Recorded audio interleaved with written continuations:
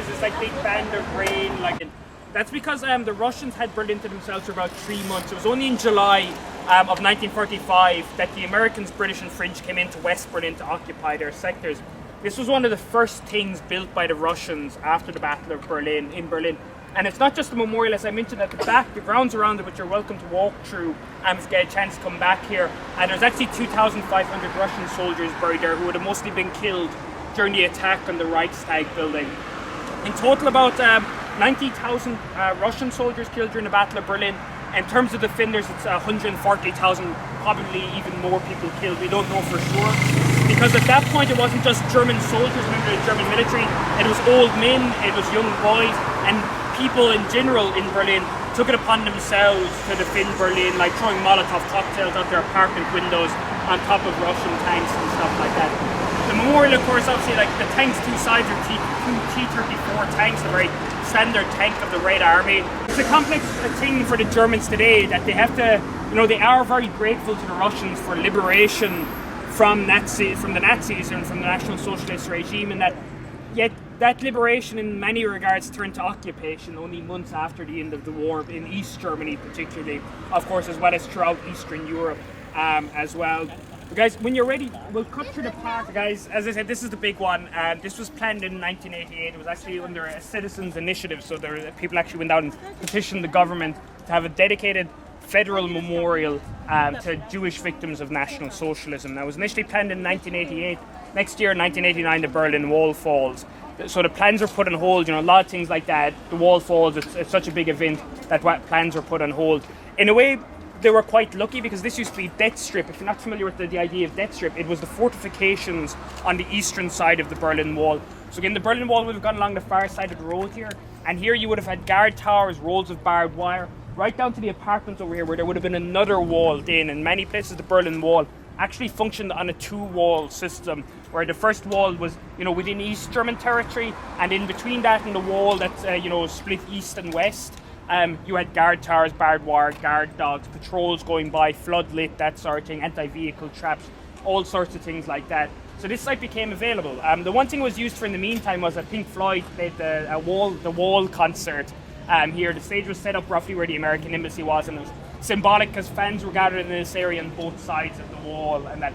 But the memorial here was built in 2005, designed by New York architect Peter Eisenman, and what you get is 2,711 stelae, these blocks here in the memorial. Why 2,711? Why not more? Why not less? I don't know. Like, Eisenman never gave a specific or official interpretation for what this memorial is meant to be about. He said he was inspired by a couple of things. He likes systems that look ordered but are inherently disordered. So straight away you can say, oh, it's straight rows of blocks. Just look down this row here. Look at how the ground curves there as you look down along it. It's orderly, but it's inherently disordered as well, which in a way is a way to describe the Nazis. The Nazis, they look great in their marching, the Nuremberg rallies and stuff like that, but in reality they were completely disordered in their concepts of racial ideology and how the state should be ordered and stuff like that, and even how their government function was completely disorderly. The other thing he was inspired by was the Jewish graveyard in Prague, which is tombs very close together, kind of rising up towards the middle. So that's led to one of the most popular interpretations here, that these are symbolic tombs, that this is a symbolic graveyard here. There's numerous other interpretations. It could be a bombed out city, like the grey husks of buildings. It could be more abstract, about the feelings of isolation it creates as you walk through the memorial. Feelings of oppression, like, all Germans experienced oppression under the Nazis, arguably. But we stand here on the shallow part of it, so we are somewhat oppressed, but you don't realise how dark and deep it gets in the middle, how it would have been for Jewish people in their National Socialism. The other one is how people could have just disappeared as well. As I kind of mentioned with Anhalter Bahnhof, how it would be so easy for Germans to realise people are being moved around, or they're being put into camps or whatever, but not realising they're being exterminated in the manner they are. So if you imagine here, we stand at the edge and we can see all the groups here on the edge, but there's probably hundreds, if not thousands, of people walking around in here right now that we cannot see from our perspective.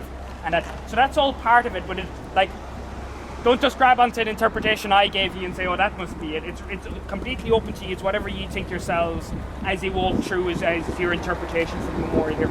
I mentioned briefly early on that at the far side here you can see this block. The big block looks like a number of blocks stuck together. Next to that is the entrance to the underground information centre. It's free to go into. It's very well done. It tries to make it tries to humanize the Holocaust more. So it's not just information and statistics and that. There's one room that have the last letters and diary entries of victims of the Holocaust, and there's a room down there, the Hall of Names, where they call out victims' names one by one with a short biography. They don't have all the victims' names. I mean, to be precise, it's about 5.93 million Jewish people killed during the Holocaust, but they have so many that it takes them about 5 years and 7 months to call out all the victims' names in one go. And it's a very short biography. It's just, when they were born, where they were died, a bit like we saw in the Stolperstein early on. But guys, if you haven't been here before, go ahead, give a walk through. The one thing is, please don't stand on the memorial, but go ahead, walk through, check it out, take a few pictures and stuff like that. I'll stay here with the bicycles, yeah. Here.